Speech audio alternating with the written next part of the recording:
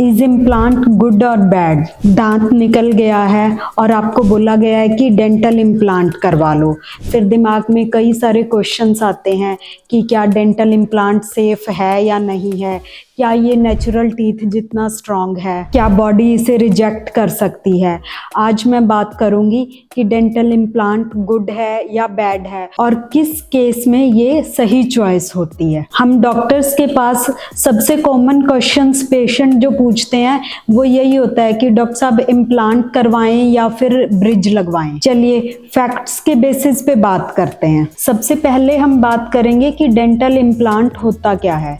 Dental implant एक artificial titanium का screw होता है जो कि आपकी जॉ बोन में फिट किया जाता है। ये आर्टिफिशियल रूट का काम करता है और इसके ऊपर एक क्राउन लगता है जो कि बिल्कुल नेचुरल टूथ जैसा अपीयरेंस देता है। अब हम बात करेंगे कि डेंटल इम्प्लांट के बेनिफिट्स क्या होते हैं। डेंटल इम्प्लांट लग के जो टूथ लगता है वो बिल्कुल नेचुरल जैसा फील होता है। डेंटल इम्प्लांट लगवाने से जो एडजेसेंट टीथ हैं वो बिल्कुल सेफ रहते हैं। अदरवाइज क्या होता है, अगर हमें ब्रिज लगाना है तो साथ वाले दांतों की कटिंग करनी पड़ती है। डेंटल इम्प्लांट में ऐसा कुछ नहीं करना पड़ता। थर्ड है, जो डेंटल इम्प्लांट है वो बोन लॉस को रोकता है। जहां भी दांत मिसिंग होता है तो धीरे धीरे वहां से बोन काफी श्रिंक हो जाती है, लेकिन अगर डेंटल इम्प्लांट लग जाता है तो वो बोन को स्टिमुलेट करता है। लास्ट है कि डेंटल इम्प्लांट एक लॉन्ग टर्म सोल्यूशन है।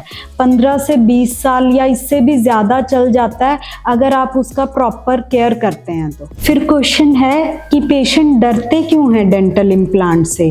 यूजुअली डर सर्जरी वर्ड से होता है क्योंकि प्रोसीजर जो है लोकल एनेस्थीसिया में किया जाता है और पेन मैनेजेबल होता है। अब हम बात करेंगे कुछ ऐसे केसेस की जिनमें कि डेंटल इम्प्लांट एक अच्छा ऑप्शन नहीं है, जैसे कि अनकंट्रोल्ड डायबिटीज़।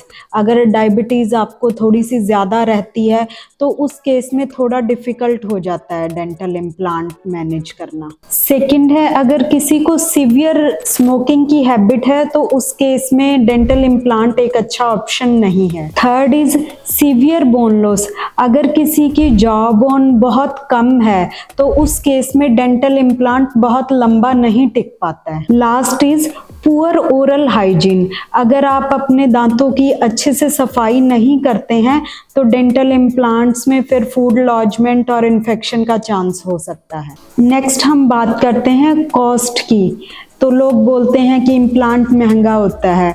अगर हम बात करें शॉर्ट टर्म बेसिस पे तो हाँ, ब्रिज से थोड़ा सा कॉस्ट ज़्यादा है इम्प्लांट का, लेकिन लॉन्ग टर्म में देखें तो इम्प्लांट ज़्यादा स्टेबल और प्रिडिक्टेबल है। अब हम बात करते हैं कॉमन मिथ की कि क्या बॉडी डेंटल इम्प्लांट को रिजेक्ट कर देती है।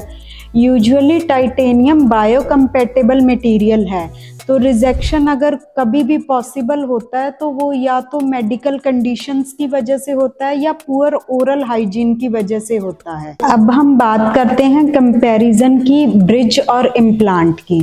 जो ब्रिज है वो फास्टर लोअर कॉस्ट ऑप्शन है, लेकिन एडजेसेंट टूथ इन्वॉल्व होते हैं, बल्कि जो इम्प्लांट है वो लॉन्ग टर्म है, बोन प्रिजर्वेशन के लिए है और इंडिपेंडेंट ऑप्शन है। एडजेसेंट टूथ उसमें अवेलेबल नहीं होते, तो डिपेंड करता है पेशेंट की कंडीशन पे। सो फाइनली हम डिसाइड करते हैं कि इम्प्लांट गुड ऑप्शन है या बैड ऑप्शन है। अगर ये राइट पेशेंट में चूज़ किया जाए तो बेस्ट ऑप्शन है, और बिना इवैल्यूएशन के अगर गलत केस में कर दिया जाए तो फिर ये प्रॉब्लम क्रिएट कर सकता है। सो अगर आप मिसिंग टीथ को इग्नोर करते हैं तो आपकी बाइट डिस्टर्ब हो सकती है, जो एडजेसेंट टीथ हैं वो टिल्ट हो सकते हैं, बोन लॉस बढ़ सकता है। सबसे इम्पॉर्टेंट है क्लिनिकल एग्जामिनेशन और एक्सरे इवैल्यूएशन। ब्लाइंडली कोई डिसीजन ना लें। अगर आपको डाउट है कि आपके केस में डेंटल इम्प्लांट कराना चाहिए या ब्रिज कराना चाहिए तो आप पहले डॉक्टर को विजिट करें, कंसल्ट करें और फिर अपना डिसीजन लें। अगर आपको वीडियो अच्छी लगी हो, हेल्पफुल लगी हो तो लाइक और शेयर करें। Thank you.